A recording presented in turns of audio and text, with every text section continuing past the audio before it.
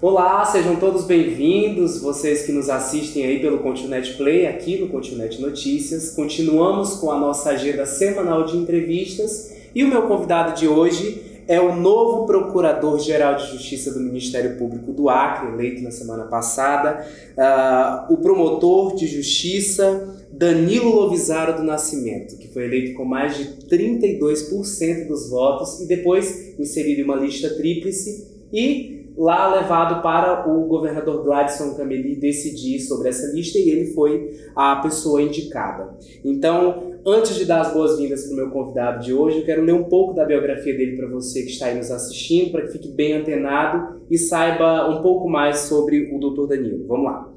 O Procurador de Justiça Danilo Lovisaro do Nascimento é mestre em Direito pela Universidade Federal de Santa Catarina e doutor em Direito, além de professor efetivo da Universidade Federal do Acre.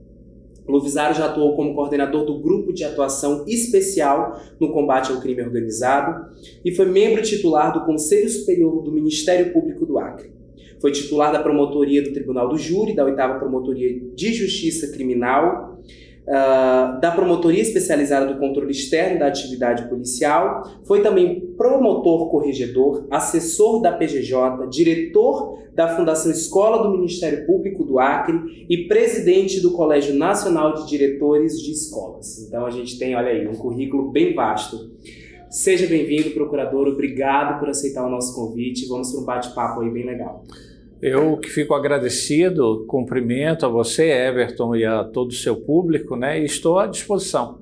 É isso aí. Então vamos começar o nosso bate-papo de hoje falando um pouco sobre como o senhor recebeu essa notícia, né? De uma votação expressiva, como eu disse inicialmente, nós temos aí mais de 32% dos votos para a eleição dessa lista tríplice. E também o senhor foi indicado pelo governador, escolhido pelo governador Gladson Cameli para assumir aí os próximos 2 anos à frente do Ministério Público. Como foi receber essa notícia da votação e essa indicação?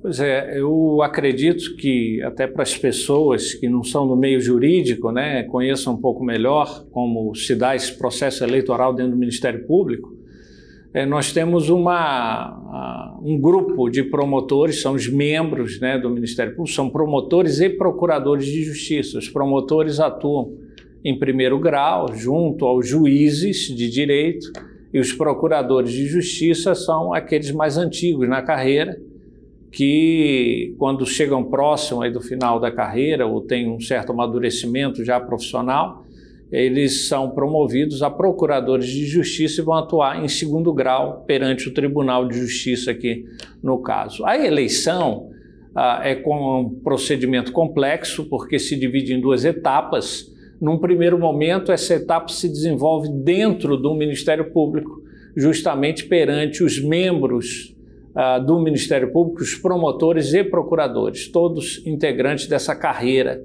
Ministério Público. Então, eles são chamados a votar e nós, que somos os candidatos, nesse pleito, o último pleito, foram 4 candidatos, fizemos a apresentação das nossas propostas, fomos ao contato de cada um dos membros, andamos pelo interior, e obviamente que o membro do Ministério Público, enquanto um eleitor qualificado, ele analisa qual é a proposta de gestão que aquele candidato está apresentando, qual é o perfil dele para fins de gestão da instituição do Ministério Público, porque o procurador-geral nada mais é que um chefe da instituição, um chefe administrativo, porque não existe uma hierarquia funcional, existe só uma hierarquia administrativa. E quando eu digo que não há hierarquia funcional, significa que o procurador-geral não interfere jamais na atuação de nenhum promotor e de nenhum procurador de justiça.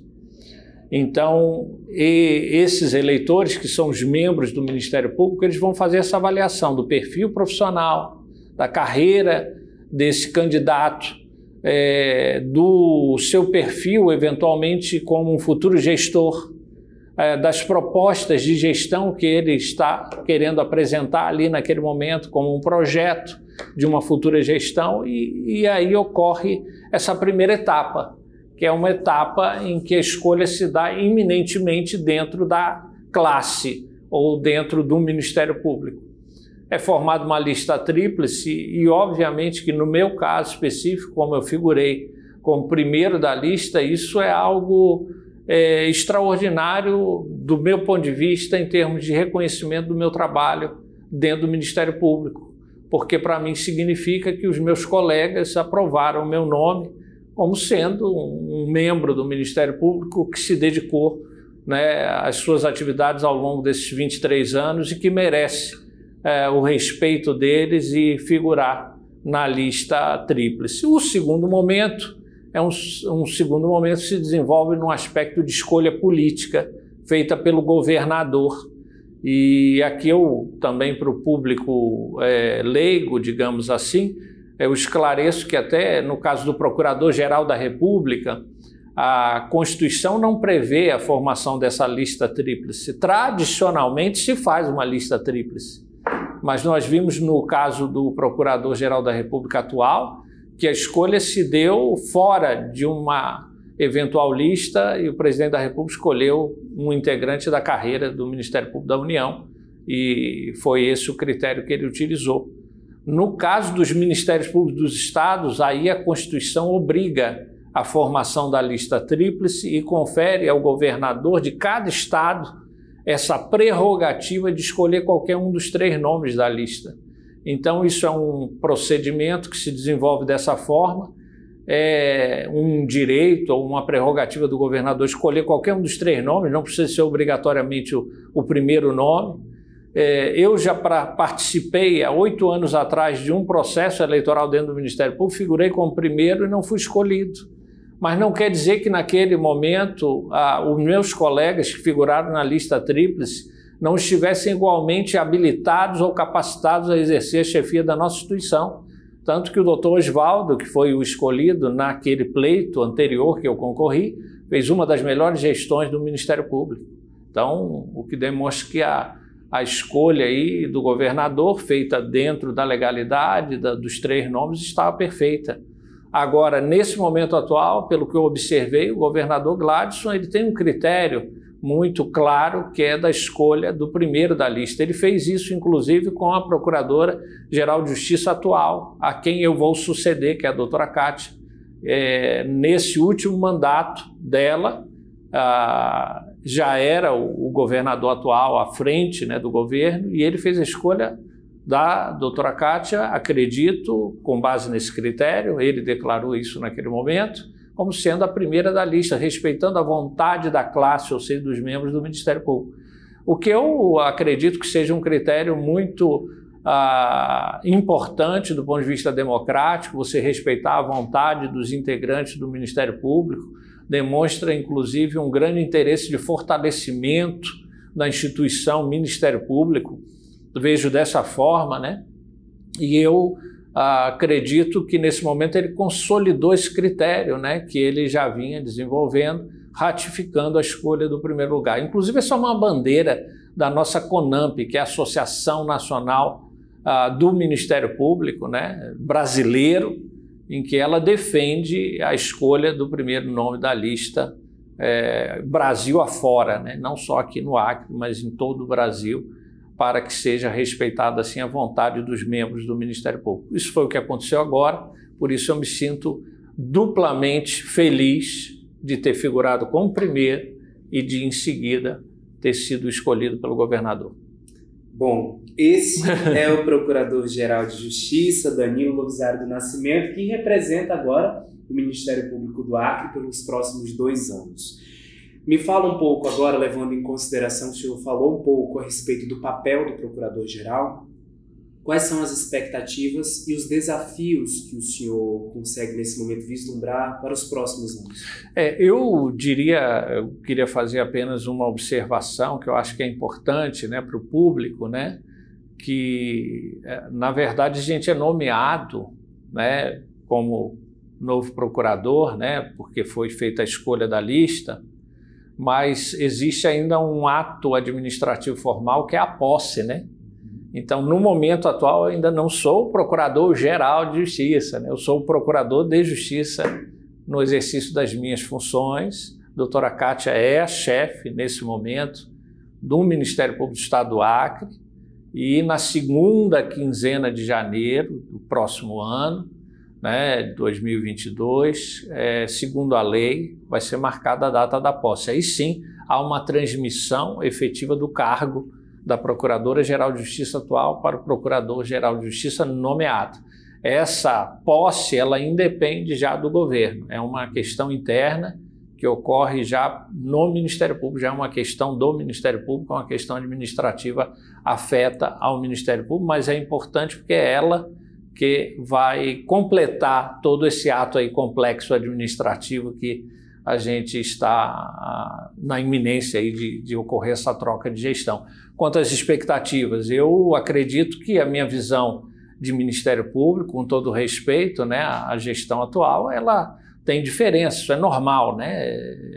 Cada um tem a sua forma de compreender e enxergar o Ministério Público. Então, isso não é um demérito, né, a nenhuma gestão anterior que passou, e isso são características que acontecem efetivamente não só no Ministério Público, mas também, se for olhar isso no âmbito do Poder Executivo, cada governante que assume, ele tem a sua forma de gerir, né, o Estado, o município, né, o Brasil, né, como um todo. No caso do Ministério Público, cada procurador-geral que assume essa função, assume uma função administrativa e ele vai gerir o Ministério Público de uma determinada forma, em que, obviamente, a independência funcional dos membros ela é sempre respeitada, porque isso é um mandamento constitucional, mas a forma de fazer a gestão ela pode ser diferente, as articulações, aquilo que deve ser estimulado como função precípua e essencial do Ministério Público, geralmente há uma diferença entre uma gestão e outra. Eu tenho uma visão muito voltada para que o Ministério Público esteja afeto às suas atribuições constitucionais, aquilo que a Constituição diz que é papel do Ministério Público. Dentre eles, o principal, vamos dizer assim, o DNA do Ministério Público. O Ministério Público nasce no mundo como o órgão oficial do Estado responsável pela persecução penal, seja por deflagrar a ação. É lógico que isso não é a única atividade do Ministério Público, mas é uma das mais importantes e que não deve ser jamais desprestigiada. Isso é o que a gente chama da atividade fim do Ministério Público. Numa visão mais contemporânea de Ministério Público, o Ministério Público não é só o titular da ação, ele atua na fase da investigação, ele acompanha as investigações, ele pode fazer a investigação por conta própria e atua também na fase da ação penal. Mas nós sabemos que a ação penal ela tem um objetivo, que é, no caso de condenação, aplicar a pena a alguém. Essa é uma atuação repressora, então nós temos que ampliar a visão de Ministério Público para um Ministério Público que não seja só um órgão voltado à repressão penal. O Ministério Público é um órgão também que deve estar atento à prevenção, ou seja, evitar o cometimento de crimes, porque senão nós caímos naquele lugar comum, né, de que sempre se prende muito, as pessoas vão, né, para o sistema penitenciário, de lá não conseguem, né, se recuperar, ou aquelas questões teóricas de reinserção social, recuperação, são questões que muitas vezes a gente não consegue dar conta disso por razões inúmeras, né, que nós poderíamos explicar aqui. Então o Ministério Público, ainda como titular da ação penal, num Ministério Público contemporâneo, ele tem que ter uma visão que deve atuar em todos os campos da prevenção, e isso significa que todas as áreas importantes do Ministério Público, na promoção de direitos fundamentais, devem agir de forma integrada. Isso tudo é atividade fim do Ministério Público. A visão de segurança pública, por exemplo, deve ser uma visão de segurança pública integral, ampla. Eu não posso pensar em segurança pública apenas prendendo as pessoas. Para exemplificar o GAECO, que eu sou coordenador do GAECO ainda, ele atua, evidentemente, muito bem na repressão, né? Praticamente a cada ano são denunciados em torno de 500 pessoas que fazem parte de facções criminosas aqui no nosso estado. Isso é uma forma, em termos de números, de expressar a eficiência do Ministério Público e dos órgãos de polícia que atuam junto com o Ministério Público na investigação e persecução desses crimes, que é uma forma muito eficiente. Mas o GAECO é um dos setores do Ministério Público. Fora esse setor, nós temos vários outros órgãos de execução do Ministério Público, ou seja, vários outros promotores ou promotorias que devem atuar nas suas áreas especializadas, dando cumprimento à sua função constitucional. Vejam que para atender a segurança pública, para atender a promoção dos direitos fundamentais, é necessário uma atuação integrada em todos os campos relacionada à proteção da criança e do adolescente, à educação, ao meio ambiente, proteção do consumidor, pessoa idosa, minorias. Há uma infinidade de áreas de atuação que fazem parte do mistério constitucional do Ministério Público. Então, quando se fala de diferença de gestão, o que eu pretendo é que a gestão do Ministério Público esteja vocacionada para essas atividades que estão devidamente declinadas na Constituição, que é a proteção do regime democrático, ou seja, da legalidade, que é a proteção dos direitos fundamentais, dos interesses difusos, coletivos, e aqueles interesses, ainda que individuais, mas de grande repercussão social, que também o Ministério Público tem legitimidade para agir, e isso tudo deve ser feito de uma forma muito bem integrada para que a gente possa ter paz, segurança na nossa sociedade, possa promover uma sociedade mais igualitária, né? Uma sociedade onde haja uma isonomia, onde haja proteção dos direitos fundamentais de cada uma das pessoas. Então, não é só atuar, quando eu digo na área fim, atuar no crime, né? Atuar na prevenção é muito mais amplo. Nós temos setores que atuam especificamente no crime, né? E vão atuar na repressão mesmo, mas há setores que vão atuar em diversas outras áreas, como a educação, né? A questão relacionada à violação, à violência, né? De gênero, né? As questões relacionadas à proteção dos direitos das minorias.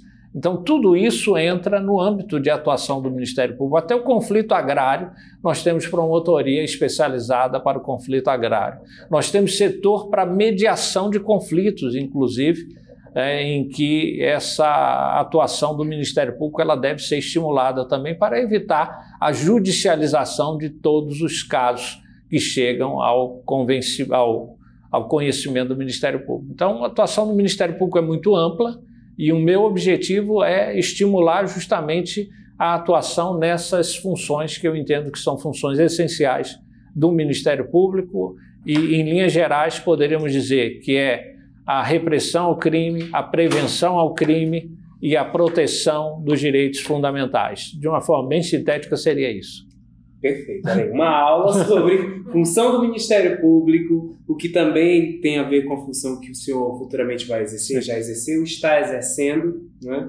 Agora, pegando um gancho dessa sua fala a respeito da função que o senhor exerce hoje, à frente do Grupo de Atuação Especial no Combate ao Crime Organizado, a expectativa que algumas pessoas criam a respeito do seu futuro mandato tem muito a ver com o papel que o senhor exerce hoje, né? Que é esse papel de um gestor que está no combate ao crime organizado. Então, de certa forma, um papel mais radical. O senhor acha que isso tem algum sentido, essa relação que as pessoas fazem? Ou como é que o senhor pretende atuar com relação a essa sua característica como um gestor à frente da pasta de combate ao crime organizado? Eu penso que a minha carreira no Ministério Público, as oportunidades que eu tive até esse momento, foram oportunidades voltadas a essa atuação muito vocacionada para a repressão ao crime. Atuei contra o grupo de extermínio no final da década de 90, depois a criminalidade organizada aqui no nosso estado, ela se desenvolveu, né, para algo diverso, se transformou, talvez seria a palavra mais adequada, que são as facções criminosas, ou seja, o fenômeno das facções criminosas, que no Brasil como um todo, né, é um problema que assola, né, a segurança pública e até a segurança do Estado como um todo. e isso aconteceu aqui no nosso estado do Acre, principalmente a partir do final de 2015, quando nós tivemos diversos atentados, né, contra as instituições, ônibus foram queimados, tivemos aqui uma série de ações muito perigosas do ponto de vista da segurança coletiva praticada pelas facções criminosas. Esse contexto conseguiu ser combatido com muito esforço dos órgãos todos de persecução, das polícias, do Ministério Público, do sistema de justiça como um todo, né? O Poder Judiciário é incluído, né? E obviamente o Poder Executivo como também grande órgão responsável aí pela segurança pública, mas não o único, todos nós, inclusive a Constituição diz que a segurança pública é um dever de todos, né? Não é dever só do Estado. Então eu sempre atuei muito nessa área, que é uma área que a gente poderia dizer em que envolve os crimes mais graves que podem ser praticados contra a população ou contra a própria estrutura do Estado. As pessoas às vezes me perguntam assim, muitos alunos, qual a diferença entre a associação criminosa, que era a antiga quadrilha, e a organização criminosa, porque o tipo penal, que é onde está descrito, é muito parecido. Aí diz que a associação criminosa, a antiga quadrilha, é um crime que atenta contra a paz pública. Aí a organização criminosa também é um grupo de pessoas voltadas ao cometimento de crimes, só que tem uma característica muito específica que eu costumo ressaltar. Eu digo, aqui não está em jogo só a paz pública, está em jogo a segurança interna do Estado. Então, crime organizado é algo muito grave. E o Ministério Público, né, eu tenho esse perfil. Você diz, Danilo, enquanto gestor, enquanto chefe da instituição, eu não estou mais à frente, né, mas as pessoas que estarão à frente do combate ao crime organizado, eu tenho certeza que continuarão fazendo esse enfrentamento, porque isso é algo que interessa ao Estado do Acre, interessa à nossa sociedade, interessa ao Brasil. Então, nós não podemos conviver jamais numa sociedade onde haja violência, onde o crime organizado ele se substitua ao papel do Estado, né? Ao papel do poder, né? Que é exercido pelo Estado. Então, a minha visão é de que esse enfrentamento ele deve continuar. Aquilo que eu puder estimular do ponto de vista administrativo, para que esses órgãos de enfrentamento estejam bem aparelhados e funcionando bem, eu farei. Aquilo que eu puder fazer em termos de articulação e integração com polícias, Polícia Civil, Polícia Militar, Polícia Federal, Polícia Rodoviária Federal, Instituto de Administração Penitenciária, todos os órgãos encarregados de segurança pública, eu farei e não medirei esforços, porque eu acho que isso é muito importante para que a gente tenha uma vida tranquila, para que a gente tenha um Estado seguro, para que a gente possa viver bem aqui e todo mundo possa ter as suas oportunidades. É isso aí. Doutor, nós temos muitas críticas direcionadas ao Ministério Público enquanto instituição que faz parte do governo e que está ali, né, exercendo esse papel que o senhor trouxe de forma muito didática para que as pessoas entendam, no sentido, às vezes, de não entender qual o papel do Ministério Público no Estado, às vezes de não entender a decisão ou algo que envolve um promotor específico, uma procuradoria específica, uma promotoria específica. E nós temos também críticas com relação à forma como o Ministério Público se relaciona com o Executivo, por exemplo. Como é que o senhor pretende conduzir, no caso da sua gestão, como é que o senhor pretende conduzir o papel do Ministério Público em direção ao entendimento da população, aproximar a população do real entendimento do que é o Ministério Público? Everton, eu diria para você que a sua pergunta ela é muito interessante porque me permite expor como é o Ministério Público. Primeiro, a Constituição Federal, ela diz que o Ministério Público é um órgão que exerce uma função essencial à justiça. Não tem justiça se o Ministério Público ele não participar.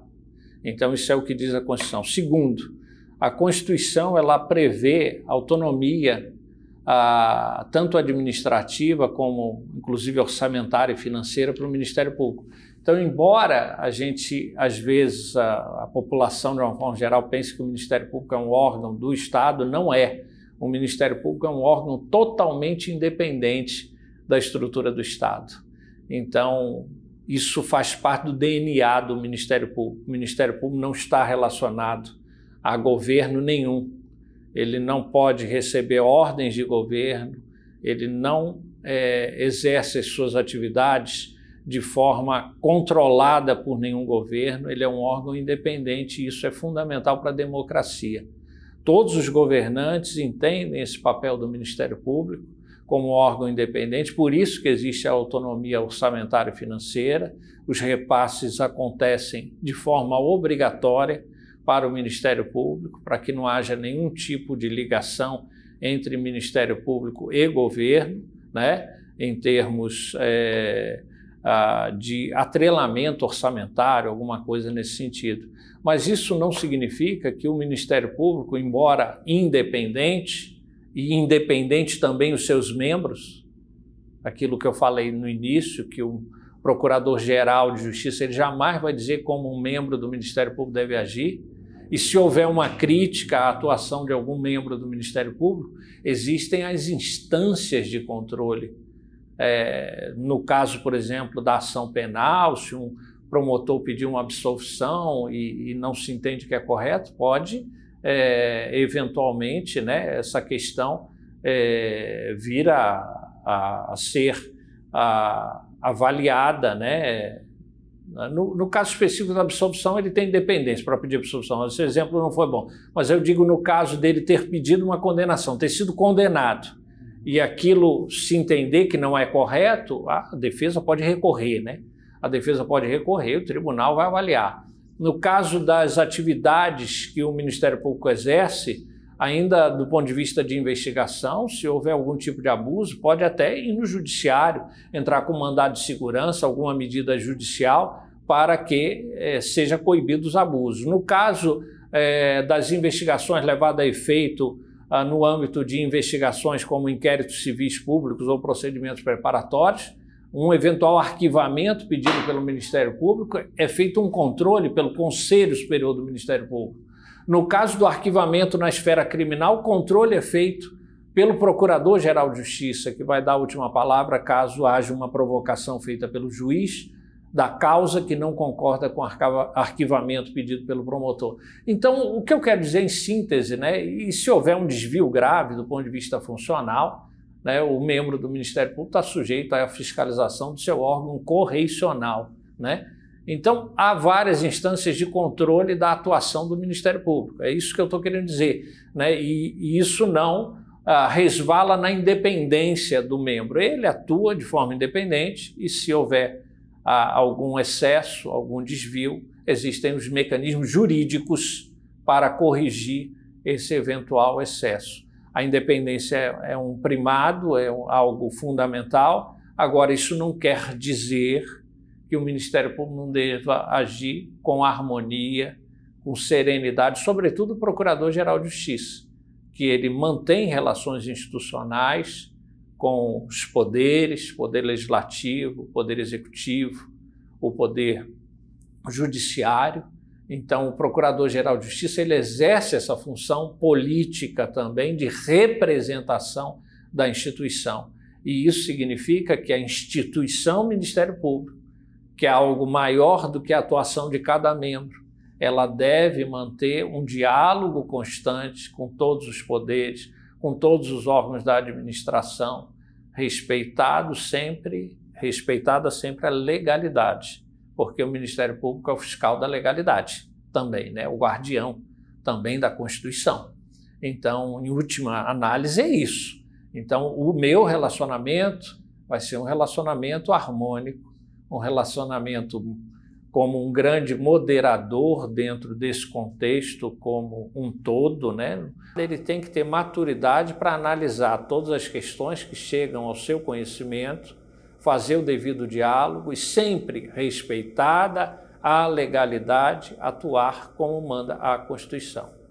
Então, é essa como é que se dá a visão que eu tenho, né, sobre o Ministério Público, um órgão totalmente independente, sujeito a diversas formas de controle, interno e externo, porque nós temos várias formas de mecanismo de controle interno da nossa atuação e de controle externo também da nossa atuação. Até o Judiciário pode fazer o controle da atuação do Ministério Público, né? Como alguns exemplos aqui, poucos que eu citei, né?